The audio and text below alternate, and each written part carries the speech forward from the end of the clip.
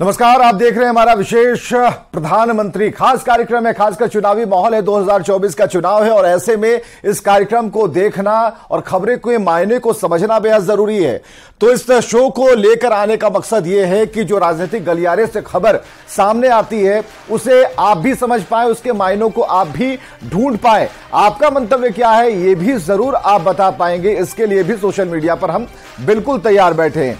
लेकिन 2024 के इलेक्शन को लेकर क्या चल रहा, अभी तक आने की क्या खबर है, ये सारी कुछ जानकारी इस आधे घंटे के दौरान इस कार्यक्रम के माध्यम से आपको हम देने वाले हैं। तो सियासत से जुड़ी खबर सबसे पहले उसे हम विस्तारित रूप देंगे, रिपोर्ट दिखाने की कोशिश करेंगे और यह बताने की कोशिश करेंगे कि क्या आज नया है, क्या आज खास है। सबसे बड़ी चुनावी खबर क्या है, जरा देखिए।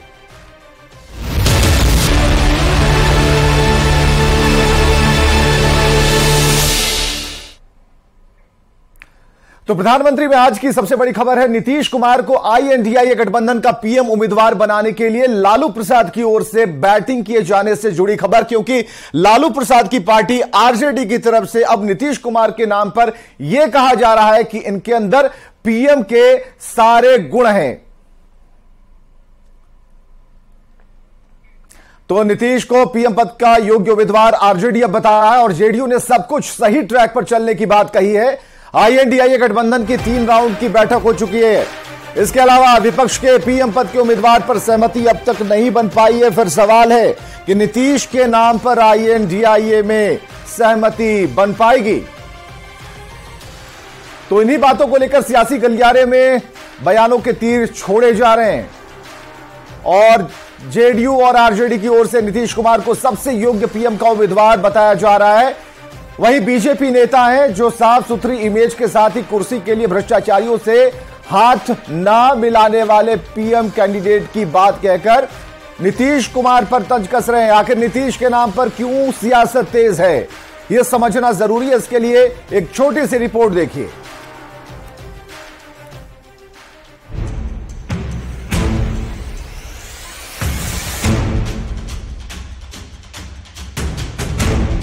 लोकसभा चुनाव बेहद करीब है।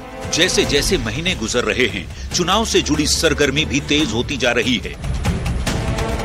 इस बीच नीतीश कुमार को पीएम पद का उम्मीदवार बनाने के लिए लालू प्रसाद खुद फ्रंट फुट पर आकर बैटिंग कर रहे हैं।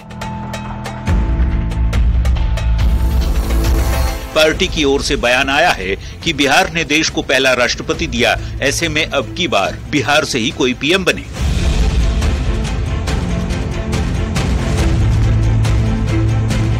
आरजेडी प्रवक्ता मृत्युंजय तिवारी ने कहा है कि नीतीश कुमार में पूरी योग्यता है, वो प्रधानमंत्री बन सकते हैं।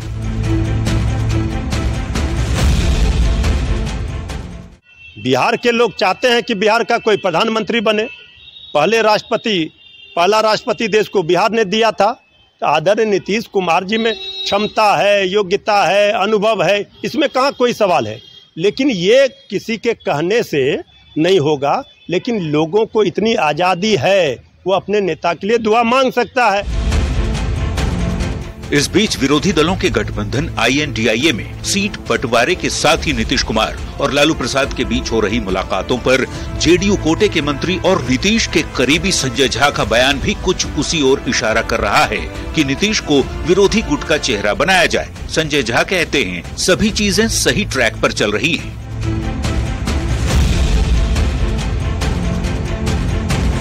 मैक्सिमम जगह 1 to 1 लड़ाई रखना, यही हम लोगों का लास्ट मीटिंग में तय हुआ था और मेरे ख्याल से उसमें ऑलरेडी मूवमेंट हो रहा है। लालू जी नीतीश जी में मुलाकात हो रही है, ये शुभ संकेत है। ये चीजें बिल्कुल ट्रैक पे चल रही है। देश का प्रधानमंत्री कैसा हो, नीतीश कुमार जैसा हो।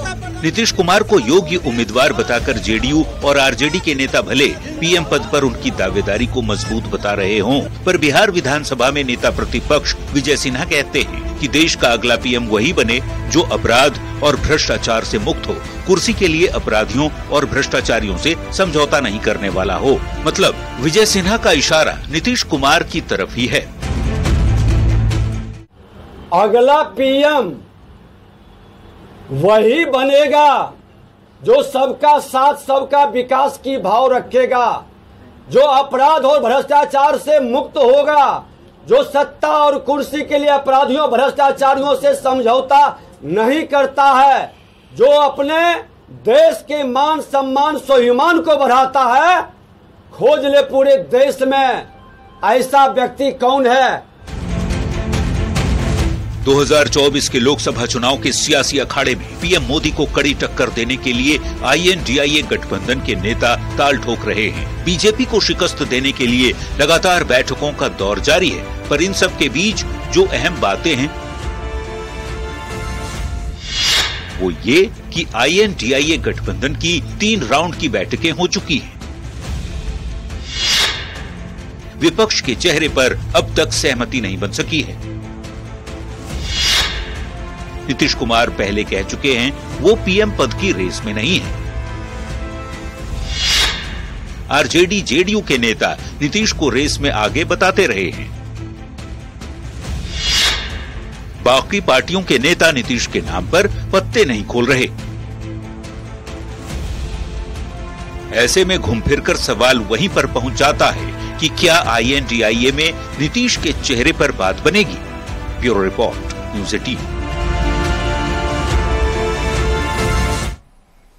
उधर दिल्ली में अमित शाह से मुलाकात के बाद जीतन राम मांझी का एक बड़ा बयान सामने आया है। सीट शेयरिंग पर मांझी ने कहा कि जो सीट हमें देंगे वो स्वीकार करेंगे, सीट की बात करने नहीं आए हैं।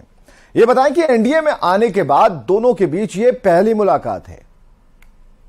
साफ कर दिया कि बहुत लोग टिकट फिकट की बात करते हैं, तो शुरू में ही हम आपसे बात कर दिया था कि आप हमारी औकात को क्या तौलते हैं, इसके आधार पर आप हमको जो भी सीट देंगे हम वो सीट स्वीकार करेंगे और कोशिश करेंगे कि अपना सीट के साथ साथ अन्य सीट यानी 400 सीट बिहार का प्रधानमंत्री की झोली में हम लोग डालें, इसका हमारा प्रयास है।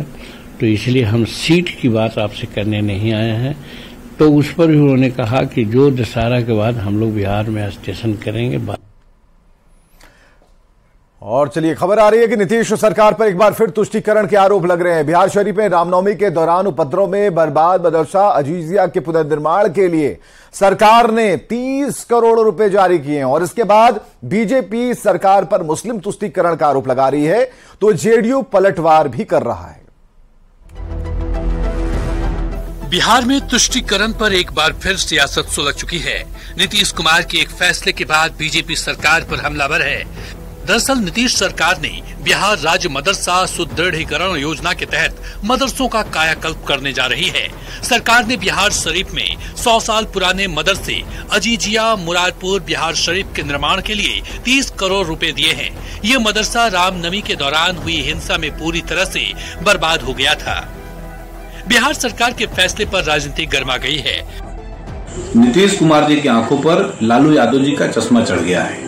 तुष्टीकरण की नीतियों में वो लालू यादव जी को भी पार कर जाना चाहते हैं। जिस प्रकार से बिहार शरीफ में मस्जिदों के निर्माण के लिए उन्होंने इतने पैसे आवंटित किए हैं, उनको एक बार हिंदुओं के घरों में भी जाकर झांक कर देखना चाहिए था कि उनके बच्चे किस प्रकार से आज भी अनेक प्रकार के केसेस में फंसे हुए हैं। रामनवमी के वक्त में मार्च में जो बिहार शरीफ में दंगा भड़काने की कोशिश की, उसमें बहुत सारी जगहों को, बहुत सारे इंस्टीट्यूशन को जलाया गया, मैरिज हॉल को जलाया गया।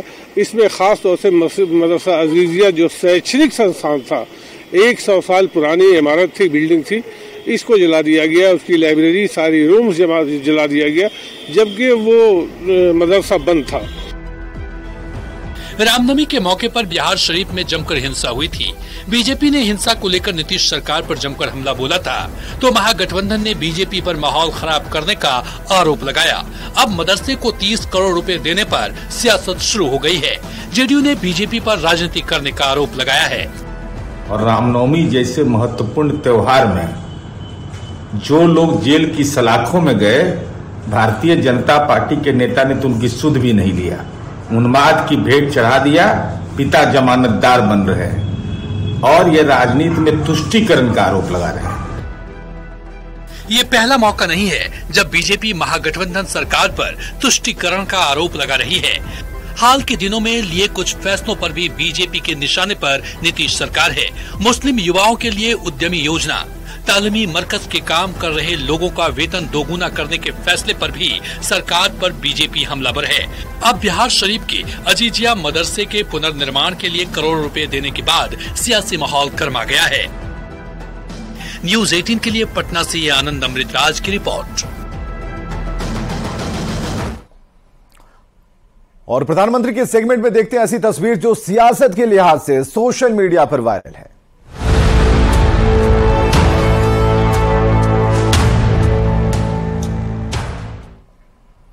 तो कांग्रेस सांसद राहुल गांधी की एक और तस्वीर सोशल मीडिया पर वायरल है, जिसमें राहुल दिल्ली के फर्नीचर बाजार का दौरा करते नजर आ रहे हैं। और दिल्ली के कीर्ति नगर के फर्नीचर मार्केट जाकर राहुल गांधी ने कारपेंटर से बात की, उनका हाल लिया।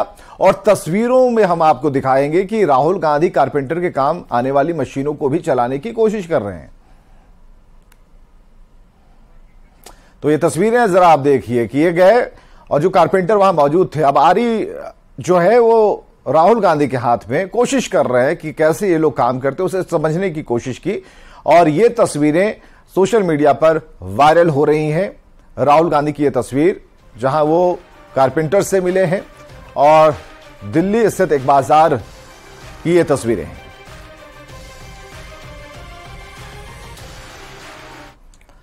इधर मध्य प्रदेश में चंद महीने बाद विधानसभा के चुनाव होने और ऐसे में नेताओं का प्रदेश का दौरा भी तेज हो गया है। इसी कड़ी में समाजवादी पार्टी प्रमुख अखिलेश यादव की यह तस्वीर सोशल मीडिया पर वायरल है, जिसमें वे छतरपुर में राजनगर विधानसभा चुनाव क्षेत्र में आदिवासी लोगों के साथ भोजन करते नजर आ रहे हैं। जमीन पर बैठे हुए हैं, पंगत में बैठे हैं और पत्तल के ऊपर वो खाना खा रहे हैं।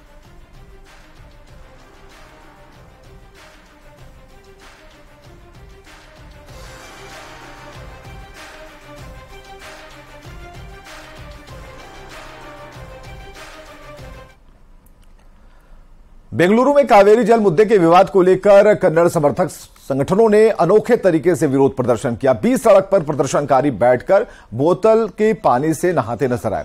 और आपको यह बताएं, पिछले कुछ सालों से कावेरी नदी के जल बंटवारे को लेकर कर्नाटक और तमिलनाडु राज्य के बीच विवाद चल रहा है।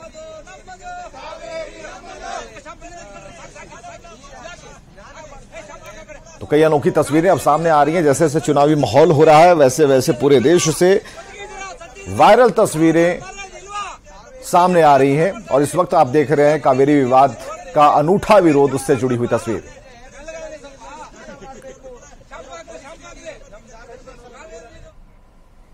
देखते हैं अब चुनावी 24।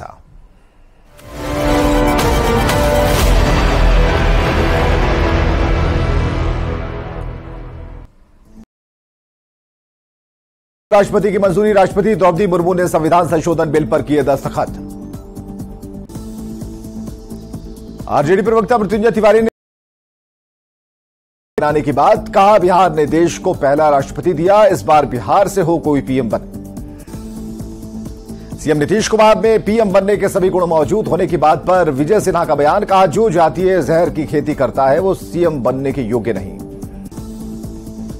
नीतीश को पीएम पद का उम्मीदवार बनाने के सवाल पर दिल्ली के सीएम अरविंद केजरीवाल का बयान, कहा हमारी कोशिश है एक एक आदमी ये फील करे कि वो प्रधानमंत्री है। दिल्ली में गृह मंत्री अमित शाह से पूर्व सीएम जीतन राम मांझी ने की मुलाकात, लोकसभा चुनाव में एनडीए की रणनीति पर चर्चा। हम के राष्ट्रीय अध्यक्ष संतोष सुमन का सीएम नीतीश कुमार को लेकर बयान, कहा उधर कुर्सी खतरे में होती है तो इधर बात करने लगते हैं नीतीश कुमार।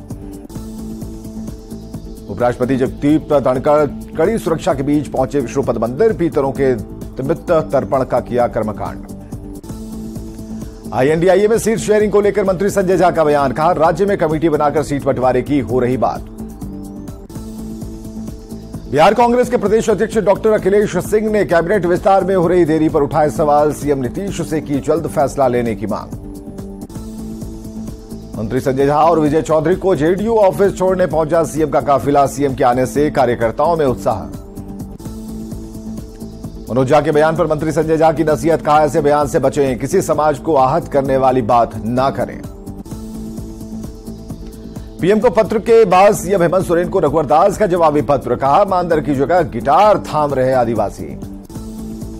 बाबूलाल मरांडी के बयान पर कांग्रेस प्रदेश अध्यक्ष राजेश ठाकुर का पलटवार, कहा पार्टी में पूछ नहीं है इस वजह से कुछ भी बयान देते हैं रघुवर दास। रघुवर दास के आरोपों पर सांसद महुआ माझी का बयान, कहा कौन आदिवासी है और कौन मिशनरी, इसकी पहचान करना केंद्र सरकार का है काम। बोकारो में संकल्प यात्रा के दौरान बाबूलाल मरांडी ने लोगों से की बीजेपी को वोट देने की अपील। लोकसभा चुनाव में सभी 14 सीटों पर जीत का किया दावा। झारखंड कांग्रेस प्रभारी अविनाश पांडे का कल रांची दौरा, बूथ स्तर पर पार्टी को मजबूत करने को लेकर होगी चर्चा।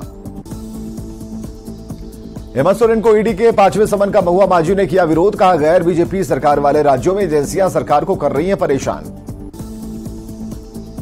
रांची के मोरहाबादी मैदान में आजसू का 3 दिवसीय महाधिवेशन शुरू, राज्य भर के आजसू कार्यकर्ता महाधिवेशन में हुए शामिल। दिल्ली में जेपी नड्डा की बीजेपी महासचिवों के साथ बड़ी बैठक, राजस्थान के लिए जिम्मेदारियां पेश करने पर विशेष चर्चा। यशोधरा राजे सिंधिया नहीं लड़ेंगी राजस्थान विधानसभा चुनाव, बीजेपी ने स्वास्थ्य को बताया वजह। रायपुर में बीजेपी की बड़ी बैठक, परिवर्तन यात्रा की हुई समीक्षा, कल पीएम मोदी के बिलासपुर दौरे पर मंथन। छत्तीसगढ़ बीजेपी कार्यालय में केंद्रीय मंत्री मनसुख मांडविया, ओम माथुर समेत कई दिग्गज नेताओं के साथ मंथन, विधानसभा चुनाव को लेकर चर्चा। छत्तीसगढ़ में 2 अक्टूबर को कांग्रेस की भरोसे की यात्रा का प्लान तैयार, मुख्यमंत्री भूपेश बघेल को राजनांदगांव का दिया गया जिम्मा। यूपी के रामपुर में जौहर यूनिवर्सिटी को लेकर बड़ा खुलासा, आजम खान पर यूनिवर्सिटी निर्माण में सरकारी विभाग के पैसे लगाने का आरोप।